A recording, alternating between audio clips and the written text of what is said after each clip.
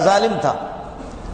جب یہ گورنر بنا عبد الملک ابن مروان کا تو اس کو کسی نے کہا کہ وہ حجاج ابن یوسف وہ بدبخت سب کو قتل کرتے ہو، لیکن کوفہ کے اندر 30-40 بندے کوفے میں 30-40 بندے اس قسم کے ہیں، ان کو چھیڑنا نہیں، اور سوچو ان کے لیے اگر ان کی توجہ ہو گئی اور دل کی گہرائی سے انہوں نے تیرے خلاف بد دعا کی تو تباہ ہو جائے گا. تو حجاج نے اپنے چمچوں کو بلایا. چمچوں کو بلانے کا مطلب مولوی بھی بلائے. کہا یار ان سے یہ جو کچھ اللہ والے فقیر لوگ ہیں، مسکین لوگ ہیں، ان سے بچوں کس طرح؟ یہ بد دعا دے دیں گے تو میرا ستیہ ناش ہو جائے گا. اللہ کے لیے بتاؤ. تو مولوی تو ہر جگہ ملتے ہیں، کیوں نہیں ملتے؟ وہ اسی زمانے سے ملتے، کرائے کے، مشورہ مفت کے مل جاتا ہے. اور بڑا آدمی وہ گورنر جب وہ بلائے، اب تو گورنر کو سمجھا تو دے کہ خدا کا حکم یہ ہے، لیکن یہاں گورنر اور خر یا کوئی وزیر بلاتا کہتے اس طرح کرو. مولوی اتنا بھی نہیں کہتا کہ یہ خدا کا حکم ہے ہم نہیں کر سکتے، اتنا تو بولو نا. بس مولوی خوش ہو گیا کہ تمام مولویوں میں مجھ پر نگاہ پڑ گئی کہ مجھے اکیلا جب بلایا گیا تو میں بہت بڑا بتو خان ہوں. تو نے لاکھوں انسانوں کے لیے تو کیسے فیصلہ کرتا ہے؟ اس کو یہ تو بتا دے کہ ہم اپنے صفوں میں فاصلہ چھوڑ نہیں سکتے، ایک وہمی چیز ہے. مسجد تو شاہی خاندان تو مسجد تو کبھی بھی نہیں آیا سعودی والا، لیکن ان کے تقریباً 200 کے لگ بھگ کو کرونا لگا، وہ مسجد تو آتے ہی نہیں ہے. ان کو مسجد سے کیا پڑا ہے؟ اینما تکونوا یدرککم الموت، جہاں بھی تم بھاگو موت آئے گی، بیماری آئے گی، موت کے اسباب آئیں گے جہاں بھی تم رہو. یہ فلسفہ آج تک میرے نالائق کے سمجھ میں نہیں آیا کہ جو کرونا گھر میں نہیں جا رہا وہ مسجد میں آ رہا ہے. سوائے اس مولوی کی عقل پر ماتم کرنے کے مجھے اور کچھ سمجھ میں نہیں آ رہا. اس پر ماتم کرو کہ اس بدبخت نے کیسے ان کو یہ ہے کہ یہ سارے قرآن اور احادیث کو اس نے کیسے وہ فاصلہ رکھو. آج تک کسی اخبار میں پڑھا کہ بیوی سے بھی ذرا دور رہو؟ کس وزیر نے کہا ہے؟ عطا اللہ نیازی اگر آ جائے تو ہمارے وزیر اعظم سینہ ملائے، اور مولوی صاحب آ جائے تو وزیر اعظم کہتے ہیں یہ کوئی نہیں اپنا اس طرح کہتے کہ اس کو چھوؤ کسی طرح لیکن مجھ سے ہاتھ نہ ملاؤ. یہ وہ سڑے ہوئے انڈے ہیں، یہ وہ گندے دانے ہیں، یہ وہ سڑے ہوئے انار ہے جو ہمارے اس میں معاشرے میں گھس گئے، جن کو ہم نے اپنے سر کا تاج بنا دیا. حجاج بن یوسف نے کہا کہ کیا کروں؟ تو کچھ صوفی صاحب بیٹھے ہوئے تھے، انہوں نے کہا کہ آسان طریقہ یہ ہے، یہ جو 40 بندے ہیں جو بددعا دیتے فوراً ٹھپ سے فوراً بددعاؤں کی لگ جاتی ہے، اس کا آسان طریقہ یہ ہے کہ ان کو حرام کھلاؤ، حرام حرام. پھر جتنے بھی یہ مولوی دعا کریں گے، یہ صوفی، آپ کو بددعا نہیں لگے گی. تو حجاج نے پھر اس کی بکریاں چھینی، اس کی، ان کے پاس بادشاہوں کے پاس ہوتا ہی حرام ہے سارا، جیسے جھوٹ بول کر کے دھندا بنا کر کے ملک سے کہ اتنا کرونا آیا، اتنا آیا، کہاں ہے؟ ٹھیک ہے چند لوگوں کو تو ہو گیا. شوگر میں روزانہ اس سے زیادہ مرتے، کینسر میں روزانہ اس سے زیادہ مرتے، ایکسیڈنٹ میں اس سے زیادہ مرتے. 2-3 مہینوں میں تیرے پاس مرے ہوئے کتنے لوگ ہیں؟ لیکن یہ جو کرونا ہے یہ تمام بیماریوں کا دولہا ہے، دولہا.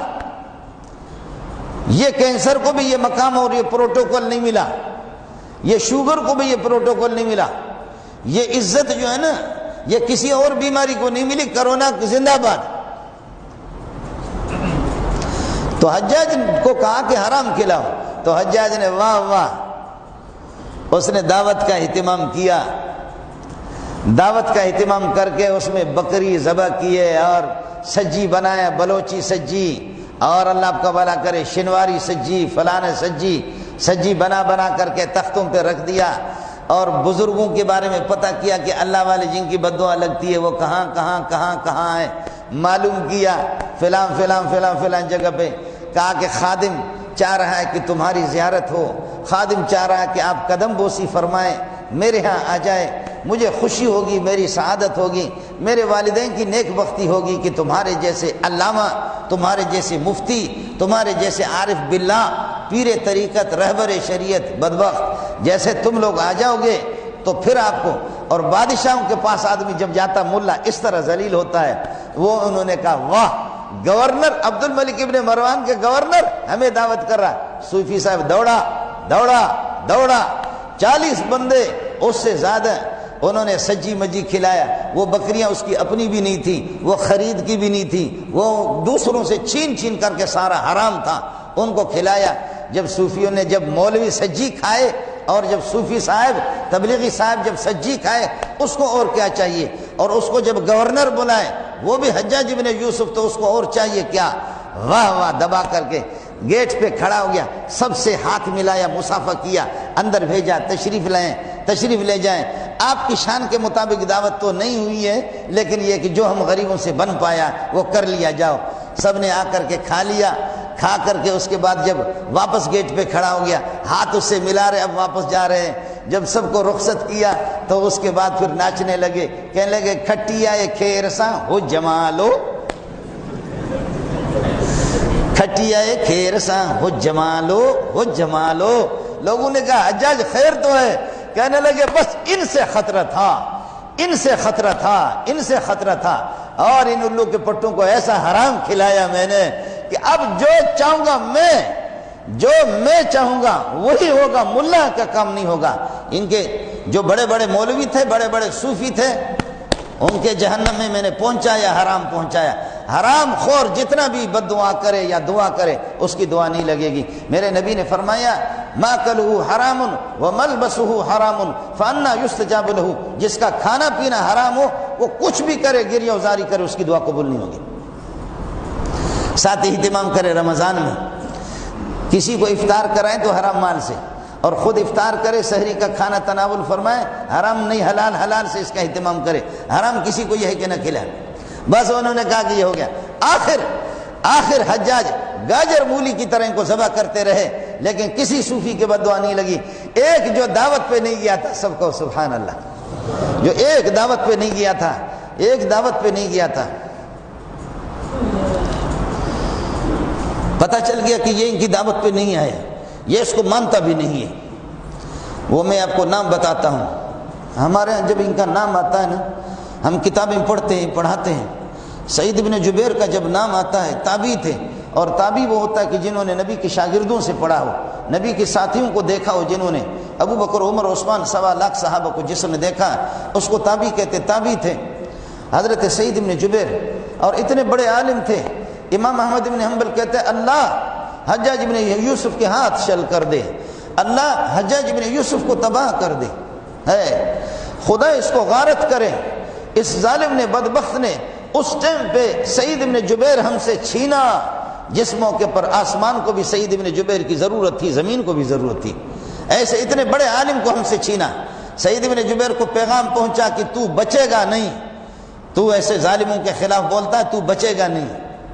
سعید بن جبیر ہنسنے لگے، ہنس کر کے کہنے لگے یا اللہ، اس نے پکا ارادہ کر دیا یہ مجھے چھوڑے گا نہیں، تو ہی جانتا ہے مجھے کیا معلوم ہے، میں راضی ہوں، بچوں تب بھی راضی ہوں، اور مجھے شہید کرے تب بھی راضی، لیکن میری ایک دعا قبول کر لے اللہ، میری ایک دعا قبول کر لے۔ میں نے بکرے تو نہیں کھایا ہے، میں نے سجی تو نہیں کھائی اس کی، میری ایک دعا قبول کر لے۔ فرمایا کیا؟ فرمایا کہ ایک دعا ہے میرا رب، میری قتل کے بعد میرا قتل آخری قتل ہو، اس کے بعد اس کو توفیق نہیں دینا، اللہ ایسی بیماری میں اس کو مبتلا کر لے، آسمان بھی دیکھ لے، زمین بھی دیکھ لے۔ ہائے ہائے ہائے، سعید بن جبیر کو جب شہید کیا تو گلے میں اس کو کینسر لگا، کیڑا آ گیا، اور پھر یہ کہ کیمیکل میں، مرچ میں دھاگا لگا کر کے اندر ڈالتے تھے، اور وہ کتے کی طرح سے اس کی آنکھیں نکلی ہوئی۔ اس دنیا سے اس قتل کے بعد کوئی قتل نہیں کر سکے۔ یہ حلال خور اور وہ حرام خور۔ ساتھی اس کا اہتمام کریں، ساتھی اس کا اہتمام کریں، کوشش کر لے، قرض بھی لے کسی سے۔ بعد میں یہ ہے کہ آپ اپنی حلال آمدنی سے اس کے قرض، رمضان کے بعد اللہ آپ کو توفیق دے دیں، لیکن آپ کے افطار کے اندر، آپ کے سحری کے اندر، آپ کی دعاؤں کے اندر، آپ کے کپڑوں میں بھی یہ چیز نہ ہو، آپ کے کپڑوں میں بھی حرام کی ملاوٹ بھی نہ ہو، میں آپ سے کہہ رہا ہوں میں خود محتاج ہوں، آپ سے کہہ رہا ہوں میرے لیے بھی دعا کریں۔ ہم لوگ مولوی لوگ ہماری تقریریں ہوتی ہیں، محتاج ہم ہیں۔ اللہ تعالیٰ قیامت کے دن ظاہر ہے کہ اس مجلس کے اندر بھری مجلس میں سارے بیکار تو نہیں، اچھے لوگ بھی ہیں۔ اللہ قیامت کے دن ہم سب کو محمد کے ساتھ اٹھائے صلی اللہ علیہ وسلم، انبیاء کی رفاقت نصیب فرمائے، آخرت کی رسوائی سے ہمیں بچائے، رمضان المبارک کے انوار اور برکات سے مجھے اور آپ کو استفادے کی توفیق عطا فرمائے۔ رمضان کا جو تقدس ہے اور جو اس کی عظمتوں کا تقاضا ہے، اللہ پاک ان عظمتوں کے یہ ہے کہ ان تقاضوں کے مطابق اللہ تعالی مجھے اور آپ کو عمل کرنے کی توفیق عطا فرمائے۔ وآخر دعوانا الحمدللہ۔